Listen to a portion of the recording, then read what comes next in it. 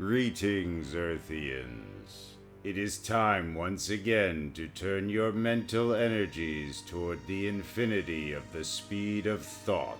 Travel beyond the edge of the known into the realm of weird science fantasy.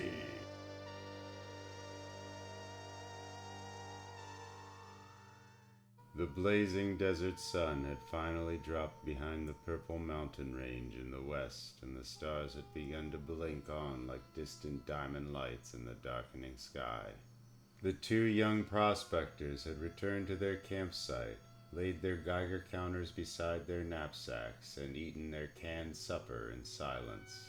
Now they crawled wearily into their sleeping bags, their tired muscles throbbing from hiking miles over the rocky, arid New Mexico Badlands, searching for civilization's modern gold, searching for uranium.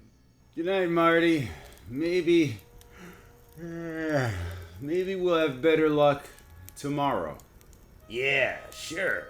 And maybe we'll have another day like today. Not a tick. Not a squawk from the counters. They lay on their backs, feeling the chilly night breeze stir and sweep across the desert that only hours before had baked under a relentless sun. They stared up at the millions of stars and felt their exhausted bodies relax and their tired eyelids grow heavy and sleep creep in over them with the cooling breeze. Then, what the? Good Lord. It shot across the desert heavens noiselessly, spitting a trail of white flame and orange sparks. They sat up, rubbing their eyes in disbelief. Marty! My God, what is it? It's one of those flying saucers. See? It's round and silvery. And it's landing. Phil, it's landing! As they watched, the gleaming, flaming object swerved, veered earthward, and disappeared over a crest of rocks and cactus-studded sand. It went down out there. It's only about a mile away. Come on! They scrambled across the sand, still warm from the heat of the day. They stumbled and fell, rose and plodded on, doggedly chasing the breathtaking craft on aching legs that cried for rest. And finally they reached the crest. Look! There it is! Lord, it's beautiful. The gleaming disc-shaped ship rested silently in the middle of a scorched area. A port in its silvery alloy hull was open and an orange glow fingered out across the sand toward them. Better be careful, Marty. Duck down till we see what comes out. Boy, would I like to get a close look at that baby. She's magnificent. They squatted behind a rock formation, waiting with bated breath for something to emerge from the open port. Minutes passed. An hour. The orange glow beckoned. Maybe whatever came in the ship is out looking around. Come on, let's sneak down and take a peek. They moved stealthily, like cats, darting across the blackened area to the open port. Either we'll be killed in the attempt, or we're going to be the first human beings to see the inside of one of them things. Phil, what if nobody's around? Suppose we could capture it? Are you crazy? How would you know what to do? That thing is probably so complicated you'd wreck it trying. Complicated? Look, there isn't an instrument in it. The thing is bare. They climbed into the spongy, barren interior of the disc-shaped craft, peering about, perplexed. Well, how in blazes does it go? How do you drive this thing? Nothing but soft padding all around. Beats me, unless... Good Lord! Look, the port! It's closing! They rushed to the port. Too late. It clanged shut savagely. Somewhere within it, a bolt clicked. Locked! We're trapped! And then, deep within the spongy padded walls, a humming began, growing louder. We're moving! We're taking off!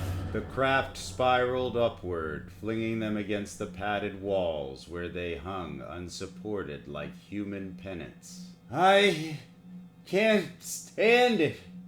I'm passing out. Me too.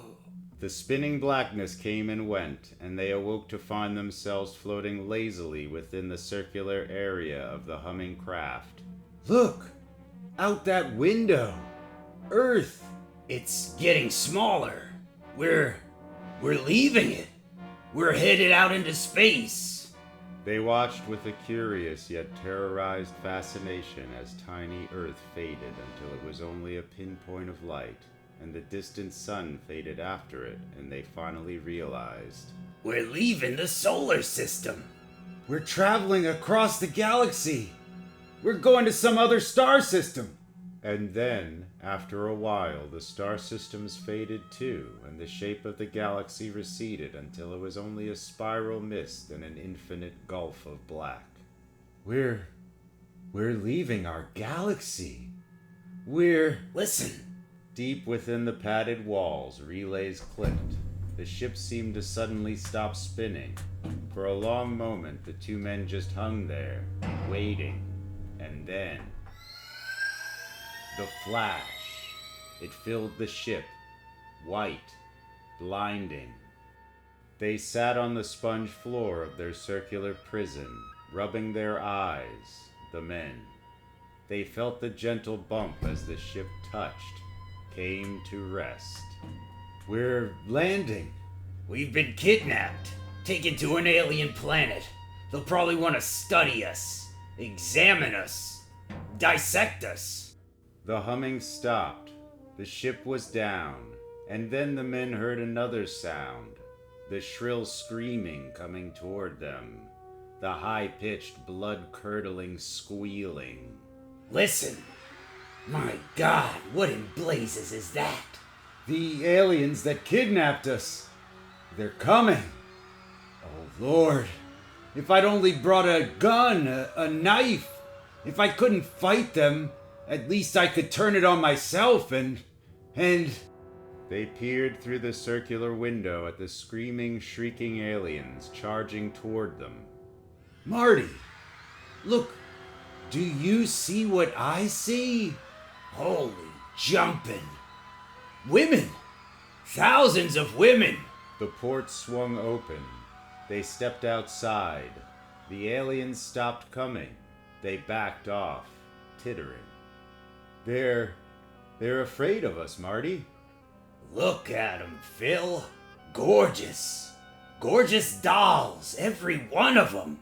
And you wanted to kill yourself. Beyond the wide-eyed, frightened aliens, a gleaming city rose, pointing shining spires to the sky.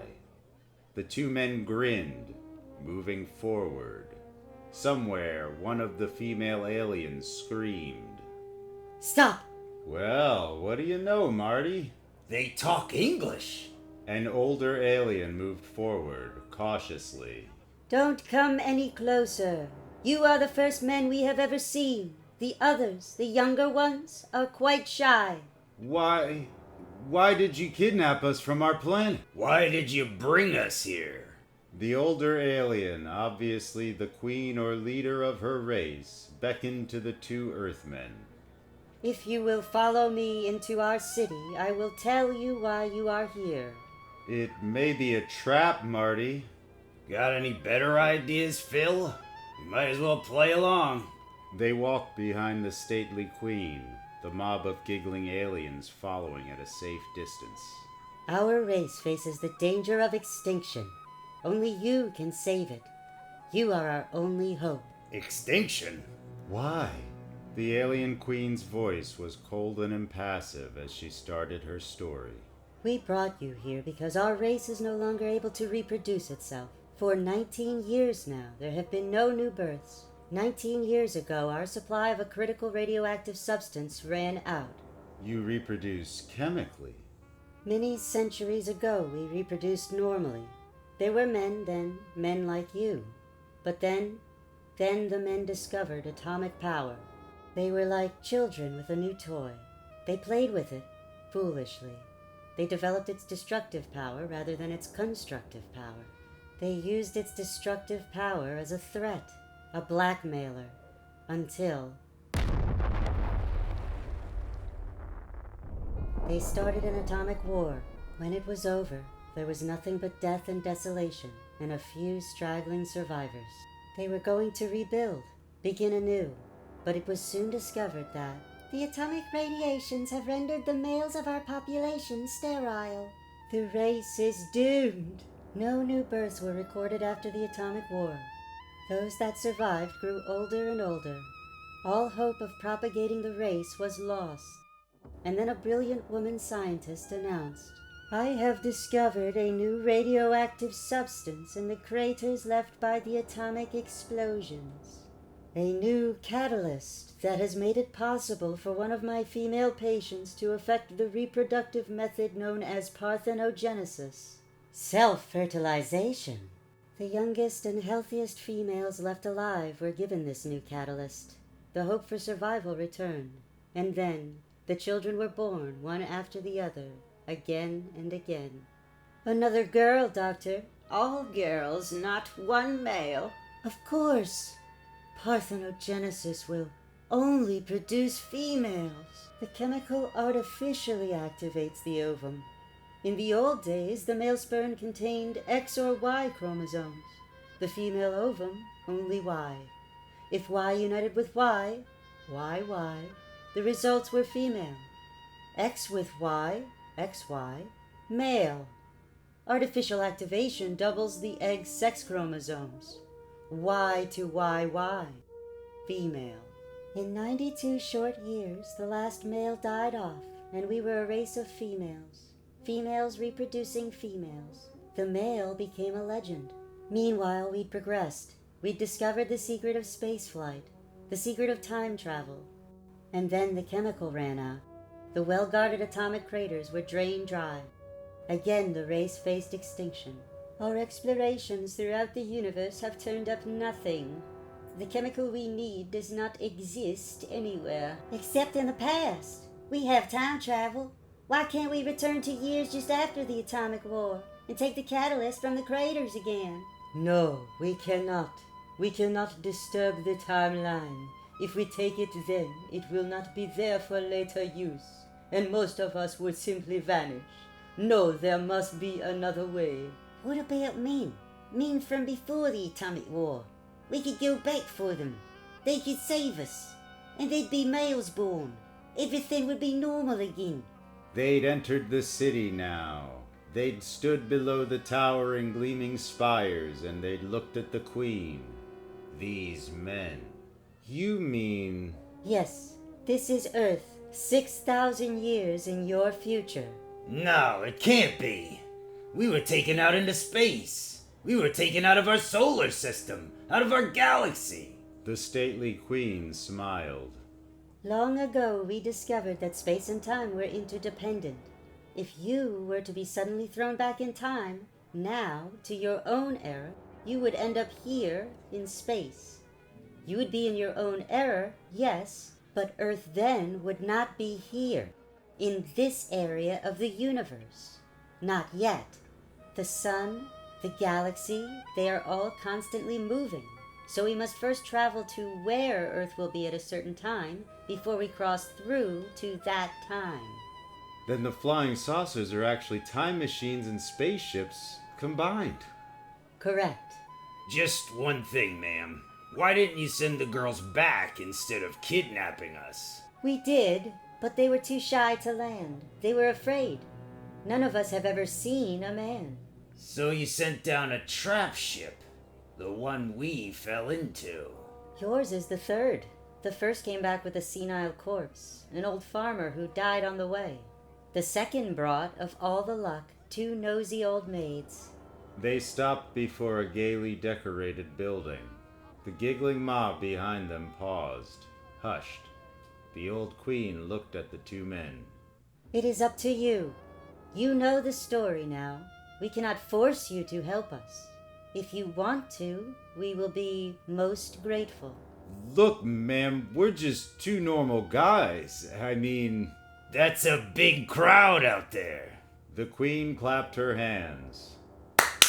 Everything is arranged. You will stay with us a month. These girls have been scientifically selected. You may each pick a bride from among them. Marty, man. They stood in the doorway of the gaily decorated building. Raven-haired beauties with white roses pinned in their hair.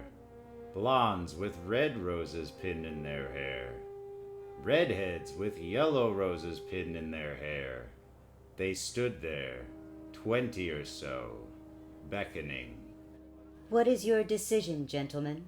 You twisted our arms. Gangway! The queen called after them as they marched into the scented darkness. You will be returned to the same moment you left Earth. No one will know you were gone. Who cares? Lead the way to your preacher, baby. The chill breezes were gone.